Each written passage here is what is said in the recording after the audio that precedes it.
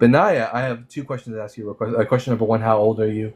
And question number two, are you a Christian? Yes, sir. I'm 28, and yes, I'm a Christian. I talked to you like last summer. I was on your lives a lot. I don't know if I haven't seen you live in forever. Oh yeah, I took a little bit of a break from doing the whole lives, but you want to talk about Zechariah 13 verse 6, is that right? Sure, yeah. 5 and Right. 6. So the reason you don't want this prophecy to be about Jesus, because there are so many rabbis who are like, yeah, I think that this prophecy is about Jesus because the individual being spoken about in this verse is a false prophet. When we read the context of Isaiah chapter 13, we begin in verse 2. It says, "On that day, says the Lord of hosts, I will cut off the names of the idols from the land, so that they shall be remembered no more. And also I will remove from the land the prophets and the unclean spirit. Mm-hmm. And if any prophets appear again, their fathers and mothers who bore them will say to them, You shall not live, for you speak lies in the name of the Lord. And their fathers and their mothers who bore them shall pierce them through with when they prophesy. On that day the prophets will be ashamed, every one of their visions, when they prophesy. They will not put on a hairy mantle in order to deceive, but each of them will say, I am no prophet. I am a tiller of the soil. From the land has been, for the land has been my possession since my youth. And here's the key verse. And if anyone asks them, What are these wounds in your chest? The answer will be, The wounds I received in the house of my friends. So when you read the prior verses leading up to this, it's very clear that the angel who's denying this prophet that he's a prophet is a false prophet who does not want to be pierced through. So that's why you don't want this to be about Jesus, because it is about a false prophet. Hang on one second. So I don't know what version you're reading, but the King James says The new hands instead of so chest. the the Hebrew word here is yadim. It can mean like hands. It could be between the hands, which is like the whole chest area. Scholars are split on how to translate this. However, again, even if it did say hands, you don't want this to be about Jesus unless you're okay with saying that Jesus was a false prophet. Could I expound that chapter for you and tell you why that's actually not saying that? So when he says he's going to get rid of the idols in the land, if you read the Bible, he said at the time of ignorance, talking about in the Old Testament, it says God winked at, but now commands all men everywhere to repent. Because, people like worshiping like wooden idols and stuff. And then the parents and the false prophets, you know, no prophet is able to stand against Christ. So what that's really saying is, if false, because if you read Jeremiah, it talks about all these fake pastors and all these false prophets prophesying lies, right? And he's like, I'm going to get rid of all this stuff out of the land when I send my son there, is basically what he's saying. And It he doesn't say said, Jesus, son. huh? Well, when It he doesn't said, say anything but about I'm a just saying, son. when he sends Christ there, is what I'm saying. When he sends his future shepherd, his king, yes, that he will get rid of all the unclean spirits. But the individual being spoken of here in the previous verse declares, I am no prophet. Like he's ashamed of being identified as a prophet because he does not want to be one of the ones who is thrust through by his parents. He's a husbandman. That's what he calls himself. And that's what he calls Yeah, he's himself in the New Testament. here again. Let's read the context. We read in verse 4. On that day, the prophets will be ashamed, every one of their visions when they prophesy. They will Mm-hmm. not put on a hairy mantle in order to deceive, but each of them will say, I am no prophet. I am a tiller of the soil, for the land has been my possession since my youth. And if anyone asks them, What are these wounds on your chest or between your hands? The answer will be, The wounds I received in my house of my friends. So the immediate context is that the ones speaking are those who are denying that they are prophets. Because in the previous verse before that, it says that false prophets will be pierced through in their own homes. Yeah, and Jesus said, you are my friends, right? That's what he told Was his Jesus a false apostles prophet? at the. No, but that's not what it's Then you saying, though. That is what it's saying. Well, are you under the assumption that the speaker in verse 6 is different from the speaker in verse 5? No, no, no. He's saying when he's talking about like the okay, so like even if you read Jeremiah and everywhere, like I was saying earlier, Well, there's a let's lot not go of to Jeremiah. Let's focus on what Zechariah himself writes. but you got to get the context of Israel at the time, is what I'm saying. Like there was a lot of smooth talking preachers. Oh, nothing bad's gonna happen. Nothing bad's gonna happen. Everything's Sure, fine and dandy. And sure, but I he's think the talking about context of Zechariah chapter 13 verses 1 through 5 is what's most important here. So, question, does the individual speaking in verse 5 deny being a prophet? yeah, yeah, because that's why Jesus said, some say you're Elias. Are you that prophet? And he says no. Like he's not. He said he's not Well, that was John the Elias. Baptist, but That was John the Baptist, not Jesus. Jesus is a husbandman. Yeah, but okay, does the individual who's the tiller or the husbandman, if you're going to read the King James version, which that's a whole problem in and of itself, but uh, does the husbandman say, "I am not a prophet"? Yes, yes, he does. Did Jesus act as a prophet? No, not really. He didn't prophesy. He was more of a husbandman. Did Jesus prophesy the future? Yeah. That would make him a prophet. If he prophesies the future, he is a prophet. He affirms that he's a prophet in John chapter 4. Prophesying doesn't always mean predicting the future, though. You can be a prophet, like just when someone talks like about the Lord, it can be called But prophesying. but if an individual does prophesy the future, they are a prophet, correct? Sure, yeah. Jesus prophesied the future in Matthew chapter 24, thus making him a prophet. But the individual in Zechariah 13, verses 5 through 6, denies being a prophet because he does not want the repercussions of what false prophets receive. Remember in the previous verse, it says in verse 3, it says, "You shall not live, for you speak lies in the name of the Lord, and their fathers and their mothers who bore them shall pierce them through when they prophesy." Yes, because these after Christ comes, there'll be no more of that pollution of like these false prophets in the land anymore because Christ will like do away with them. Right. That's what it's talking And, about. and and the false prophets will be ashamed of their prophecy, and they will say, "I am no prophet."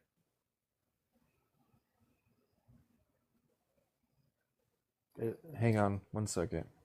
Let me read the text. Here, I will read the text again just so everyone can see. We'll start in verse 2, which is where the prophecy of the ending of false prophets ends. It says, The, "On that day, says the Lord of hosts, I will cut off the names of the idols from the land, so that they shall be remembered no more. And I will also will remove from the land the prophets and the unclean spirit. And if any prophet appears again, their fathers and mothers who bore them will say to them, You shall not live, for you speak lies in the name of the Lord. And their fathers and their mothers who bore them shall pierce them through when they prophesy. On that day, the prophets will be ashamed, every one of their visions, when they prophesy. They will not put on a hairy mantle in order to deceive, but each of them will say, I am no prophet. I am a tiller of the soil, for the land has been my possession since my youth. And if anyone asks them, What are these wounds in your chest? The answer will be, The wounds I received in the house of my friends. So the speaker in verse 6 is the same speaker in verse 5, the one who is hang on. ashamed of their prophecy. This is why, man. This is why, like the King James, it goes from they to he. So it's talking about The they. This is why it the reads King way James different. the King James is a shit translation, Benaiah. Well, I don't really want to argue textual criticism, but if I mean, you that's could what we just do read it from, here. Like, I've could read the you? King James version. My first Bible was the King James Bible. I don't necessarily care what the King James Bible says. I care about what the Huge, Hebrew text huge says. difference. Huge difference. And if you could, you just, for the sake of the argument, could you just read it from the King James and you'll see exactly what I'm saying. Like you'll be like, oh Sure. wow, that's way different.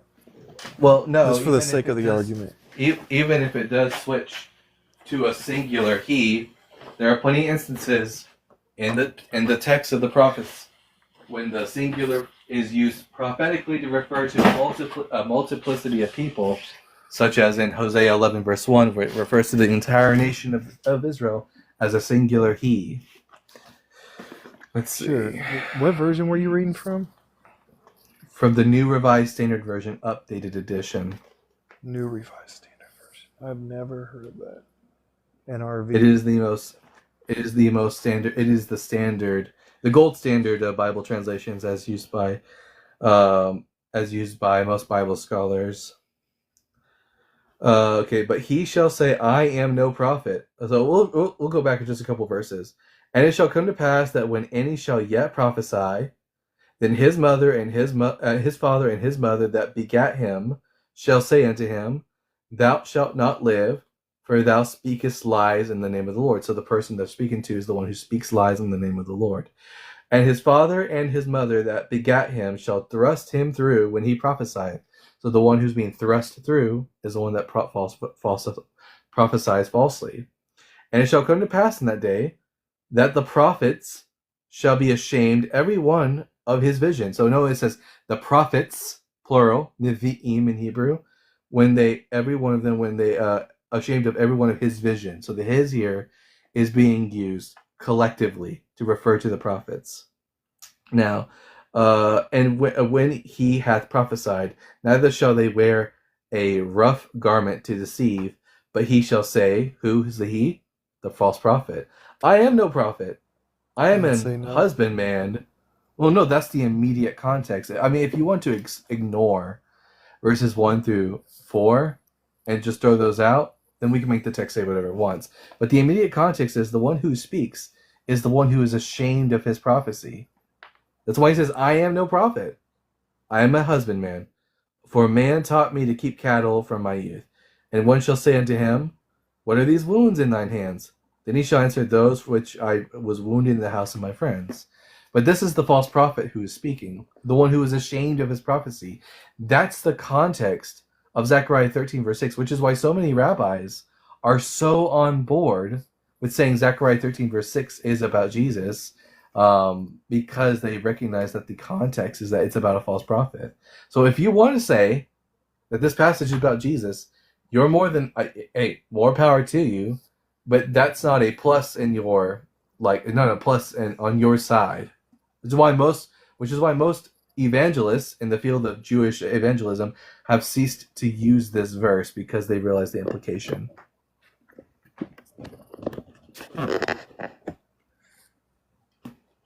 I guess it's just, it switches, right? Like, hang on. It doesn't, though. Does the text not refer to prophets in the plural and then refer to those prophets as he? 1 second. Let me read the text.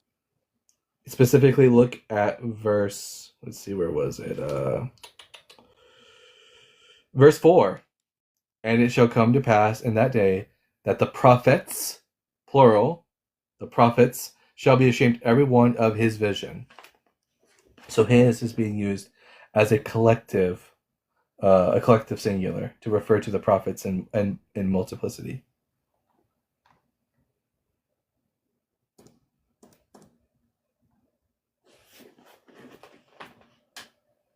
I'll give him a second to read that text for himself.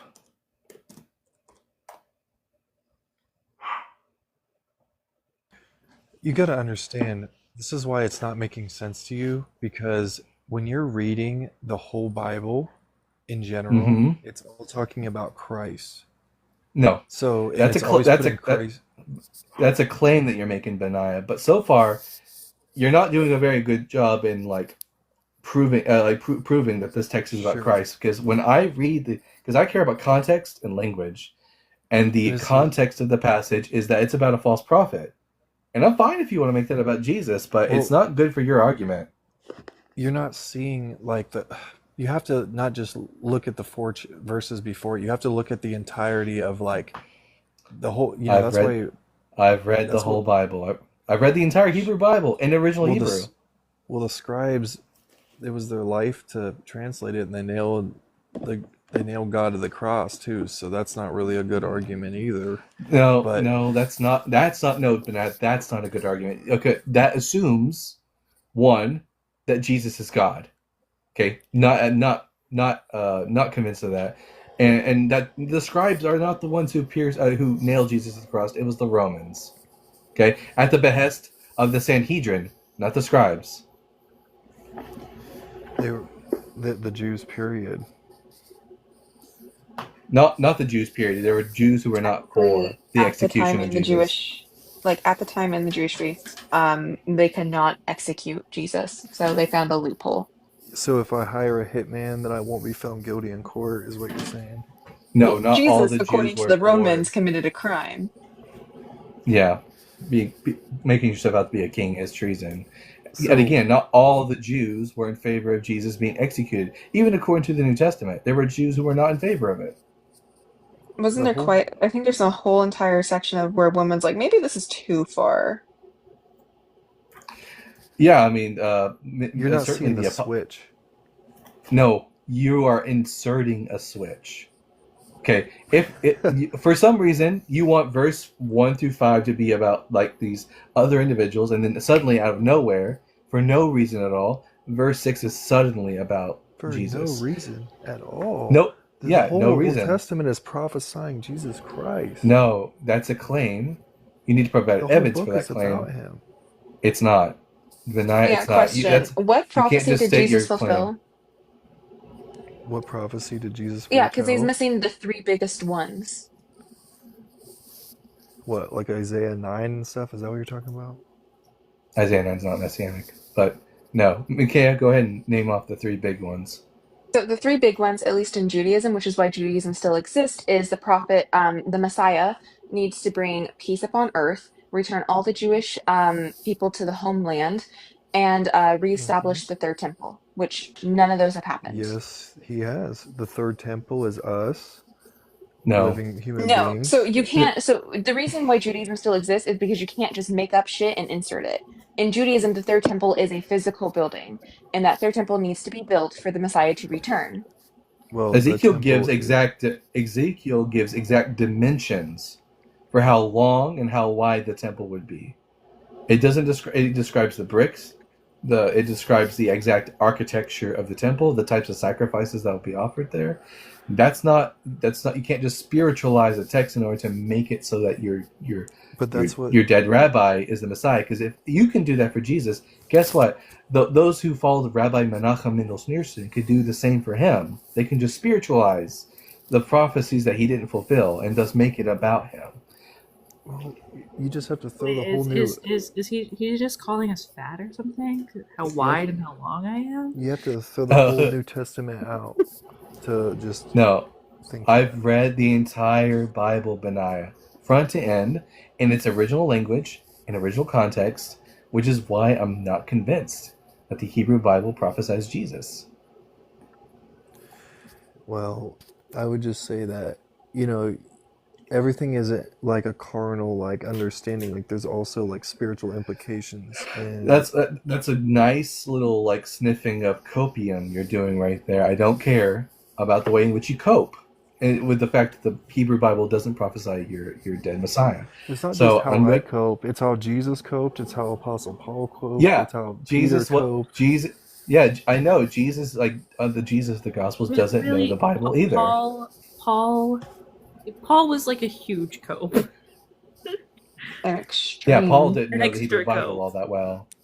Neither Jesus nor Paul knew the Hebrew Bible all that well. They misquote it. They bring it out of context. So you're better than the King James translators like Lancelot Andrews that knew 15 modern and No, 6 that- extinct they have languages. older ones. Absolutely.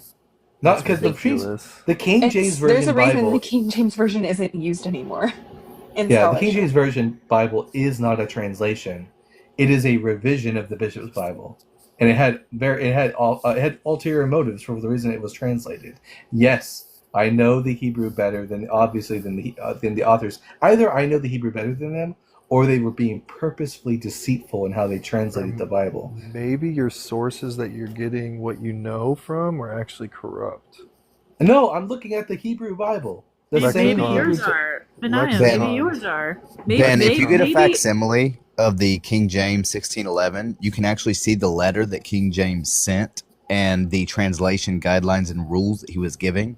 So you can actually verify in a King James 1611 facsimile that what he just said about the teams, such as Lancelot Andrews, following the rules is actually true. What do you mean by following the rules? He gave like 10 or 15 guidelines that they had to follow, including rely on the bishop's Bible and keep the old holy words. So, for example, the word baptize is translated baptize because it's a holy word. If you were being honest, you would put what? It just means immerse. Right.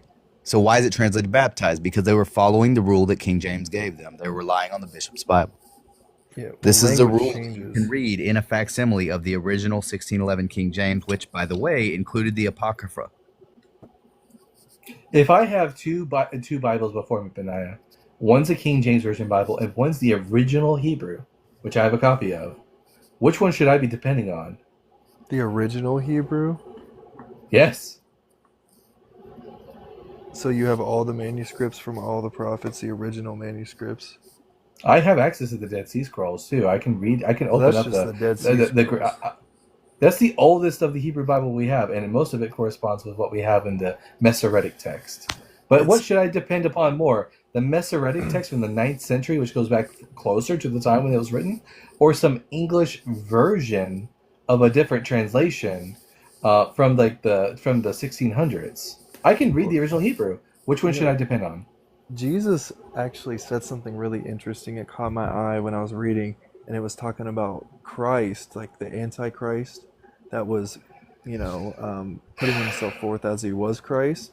And he says, if he says he's in the secret chambers, believe it not, or if he's in the desert, Yeah, that's believe it okay. not. That's complete. There's no relevance to what we're talking Ben, about. which one should he read? Don't like Jesus is the word. He's not yeet buried yourself out in the across your- desert somewhere. Ben, Benaiah, which I need you to one focus. should you read? Don't yeet yourself to distract the conversation. Should you read the Hebrew or should you read the KJV? It's a very simple question.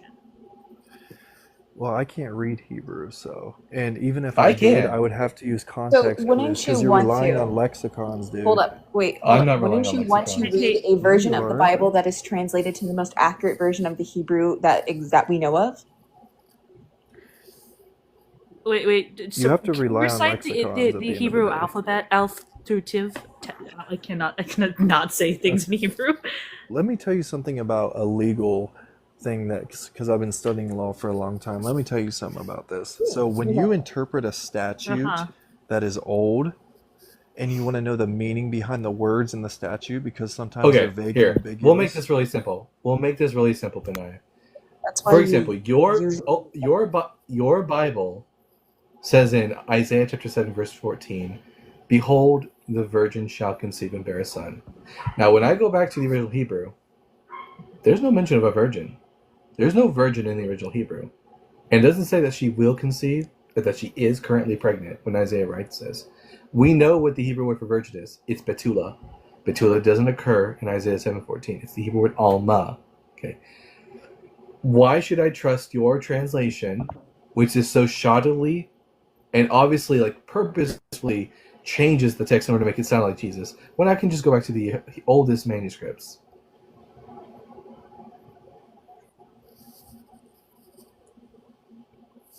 I don't know, really, I don't understand. You really at the end of the day have to rely on a lexicon because you're like, well, we know it means this. I learned Why my do you know Hebrew that? from rabbi. I learned my Hebrew from rabbis, from actual people who rabbis. grew up speaking, from people who grew up speaking Hebrew. Despite what you might think, Hebrew is not some secret, long dead language. A Most reinvented rabbis language from the 1800s. It's not reinvented from the 1800s. People have been speaking Hebrew continuously since the time of Jesus in the synagogue. It's not a dead language. Never was. Well, it's like this. Like Monkey if telephone. you were to travel back to the 1300s and hear English, you would not understand that English being spoken. Same thing for Hebrew now. Well, it's like It's Monkey just evolved Telephone. over Have you ever time. played that game when you were a kid? It's not like Monkey Telephone, because in Monkey Telephone, you have one person whispering in the ear of another, when in the synagogue, the Hebrew is spoken out loud in front of the entirety of the synagogue multiple times throughout the year. So this is not Like a good oral analogy. tradition. We know no, Oral it's not oral tradition. tradition, because once people gained It's literacy, written they down. could read the Hebrew for themselves. Like, you have to create, see, Benai, you have to create a conspiracy theory surrounding the Hebrew Bible in order to make your beliefs work. I'm not willing to take that leap. I have the manuscript evidence which favors my interpretation, while you just have a version of another translation from the 1600s. And quite frankly, it's not good evidence. So tell me how a What? No, judge, I want to when know, like, what about that KJV do you like have to like hold so tightly that I You don't tell. understand this. I've never seen someone. Well, not that's not true, but like most people, once they start to learn about the KJV, go, "Oh, okay. I'd like to actually know more about God and what His texts say as a Christian. So let me go look into this." You're just like all logic so far yeeted out the window. well, Yeah. I'm not really a King James onlyist. I'm more like King James and before. So But the original manuscript was So, just translated to so English. yeah, I my don't have the Hebrew original is way. manuscripts. My Hebrew is, we have the Dead Sea Scrolls. We can compare. Scholars have compared and contrasted the Masoretic text from the 9th century to the Dead Sea Scrolls. So we have the variations, and we know like what most likely the original authors wrote. And the So Dead Sea I'm going to Scrolls were go. tampered with. No, okay. They're not. Conspiracy theory alert. Conspiracy theory alert. So in Judaism, the Dead Sea Scrolls are nearly accurate to what they have for thousands of years. Okay, what does a judge do when an objection is raised about the ambiguity of a statute, like a Pivot. word in a statute? Well, What does no, a so judge do the to Pivot. judge interpret doesn't Is that? do this a fucking anything. So courtroom? hold up, when there's an objection raised, someone objects, like let's say hearsay. The opposing attorney clarifies that what they were doing, and then the judge can either sustain or overrule. That's not what I'm talking. I'm talking about interpreting the ambiguity of a word in a statute when someone's being charged with it and they want to know the Benaiah. meaning. Benaiah, What do the they do? Hebrew is not ambiguous. We know what If the you don't Hebrew know, then means. just say you don't know. I can explain it to you. How they figure Benaiah, that the out. Hebrew of the Old Testament is not ambiguous. We know what these words mean. Like, just because you don't read Hebrew doesn't mean that no one else does. It's I read fine to Greek just say, I don't care. I didn't ask you about Greek, did I? I asked you about the Hebrew. because you denied the New Testament. Because the wonder New if We were Testament, talking about the Old Testament. I because the wonder. New Testament absolutely molested the Hebrew Bible. I Also, wonder do if you it's read Aramaic? It's actually a spiritual commentary. It's actually like a divine commentary, I actually, from wonder like if the he's No. in Almighty Okay, favor of Creator. here, King Benaiah. I have James a and question. Here, before. fine. Real quick. I have a question for Benaiah. Benaiah, can you open up John chapter 10 for me? Can I put it up? Yeah, can you, in your Bible, open up to John chapter 10. I'll have to like leave. It'll like go coffee on you if I do Fine. that. Okay, here. Fine, I'll just read it. Okay. This is from the King James Version Bible. I don't have My the oldest main Bible one, just so you know. John chapter 10, verse 34. Jesus answered them, "Is it not written in your law? I said, ye are gods." Now tell me, what passage from the law of Moses is Jesus quoting? Come again one more time. I'm sorry. One This more is time. John chapter 10, verse 34. Jesus answered them, "Is it not written in your law? I said, ye are gods." My question I guess is, that's from where is Psalms. that? Yeah, it's not the law, right? Did Jesus Well, forget it that? actually is the law. It's Because not. The Torah are the first 5 books of Moses: Genesis, Exodus, Leviticus, Numbers, and Deuteronomy. The book of Tehillim, Psalms, is not considered the law of Moses. well, he said your law. Yeah, that's the Torah. Well, he said your law. That's the Torah. Who's he speaking to? The Jewish people. Why would he say your law? Well, that's because the author of the Gospel of John wasn't actually a Jew and had Jesus say things that the real Jesus would never have said, including referring to the law as, quote, your law. But he's talking to a Jewish audience. When he says your law to a Jewish audience, that's the Jewish law, the law of Moses, Genesis to Deuteronomy, in which the Psalms are not found. Well, it's kind of like, well, I'll just tell you. So, like, when they want to interpret a word in a legal statute, what they do, the court does, is they go back to the Benaiah? case rulings. But I do not care about your court analogies. I need you to actually It's not an stay on analogy. topic. I need you to stay on topic and focus. Wait, and hold up. I can address clarify the point. something. That's not true, by the way. We only go to case law if it's an interpretation of something very specific. But if it's an interpretation of a word that people are having trouble over, we have a lexicon designated That's for not that. how it works, darling. It That's not how it does. works. You use the lexicon to determine a word. If it's something particular, if you're having troubles with a That's case, not you go how back it to works. past cases. That's not how it works. Okay, I you wonder go if he's only to in the favor time of the statute was made, Hey, and you Ben. find the rulings on Wait, the one statute second, That's Benaiah. around not that true. time. We have Yeah, a it Benaiah, is. lexicon one because second, Benaiah. you can't rely on past rulings all the time, especially if it's over a word. You use the lexicon. Yeah. Gi, what'd you say? I wonder if Ben is in favor of only the King James and before, if he would accept the Douay Rheims, if he would accept the Latin Vulgate, if he would also accept the Geneva, and if so, does he also accept the Apocrypha? Why would he reject that when most of these included the Apocrypha? Including the King James Version. Yeah. I'm just trying to show you something. You have to use context clues in I discovering tried what words mean. I tried doing that with you, Benai. I tried using the context, but you just said fuck all to the context. I read Zechariah 13 verses 1 through 5, and you just decided that nope. You gotta read Verse the 6 whole is a whole new book of idea. Zechariah and the whole Bible. I've to read the understand what whole. it's talking about. I've read the entire Old Testament, Benaiah. With a And it veil doesn't over your help. eyes. Yeah, okay, no, that's just copium. It's Hey, just Paul cope. said that, not me. Okay, You Paul denied was the- coping. you denied That's Christ. because Paul was coping with the fact that his arguments sucked ass, and he couldn't convince any of the Jews of his time that Jesus was the Messiah. Therefore, he had to cope and come up with some bullshit about a veil over their eyes. He did such a horrible job. It's laying next to my brand new iPhone in 2025 years later. Yes, Paul was absolute shit when it came to reading the Old Testament. I seriously doubt that Paul even knew Hebrew. He makes grammar. He makes grammar mistakes when it comes to the Hebrew language. Like, for example, Benaiah. Are you familiar with Galatians chapter 3? Paul's teaching on the idea of seed versus seeds. Yes, he says Galatians 3:16, where he says not to seeds as of many, but to thy seed, which is Christ, or something like that. Now, do you know why that might be a problem if you read Hebrew? Because I imagine you're going to say there's no plural or singular. That's correct. The word seed in Hebrew, meaning in Hebrew zerah, is just zerah. There's no plural. Okay, it's the collective.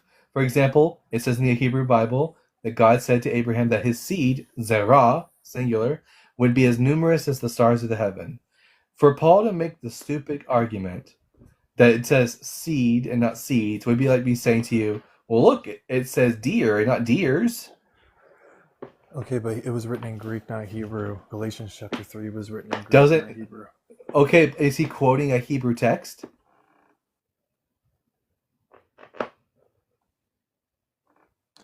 Well, you have to understand the context of what he's saying about Abraham's I seed. understand the fucking context, but I've read the book of Genesis. Okay. Benaiah, how in what world does responding to that statement, you have to know the context, make any sense? Yeah, because Just you have to any sense understand at that all. there's a line of believers, and it's not about physical descendants. But not I even don't- that. I- Not even that. Like, but in I what don't world give does that up. respond to Walton's statement? In what world? What? Like, I do not give a shit about the excuses you give for why only Christians can understand the Bible. I have 2 eyes and a brain. I can read. Okay, I am very fortunate that I live in a very literate society. I can open up the Bible in its original language and read it in its context. You can't do that. If there's anyone in here who has a better opportunity to actually understand the context of the Bible, it's me. And you think you're better than the committee that translated Yes. the King James Bible? Or That's at least crazy. I'm more honest. I'm either better at Hebrew than the people who translated the King James Version because they didn't really translate it. Your Or sources I'm just come more from a honest. lexicon. And they My from sources a come from lexicon made by rabbis. secular scholars. Rabbis. Rabbis I hate learned Christ. Hebrew from They rabbis. hate Christ. No, they That's don't. some bull- You do know in Judaism, like Jesus is accepted as an exceptional like rabbi, right? He says, Like "Call no he's the man gold rabbi." standard. He says, There "Call are some no man rabbis. Okay, that's some bullshit because Paul just says that there are many who are teachers among you. So I guess Paul just didn't get the memo, did he? Paul missed a memo or something. He did that a couple times. He missed a couple missed memos. the memo of him So exalting what we've people higher than learned, they ought to be. what we've learned from this conversation is, as per usual, everybody, words don't mean words. But I thank you for coming up here and wasting all our time by just basically You just just hide going behind a lexicon, for 30 bro. minutes. Anyways, hey Justin, how are you feeling? Dalton, have you considered the context?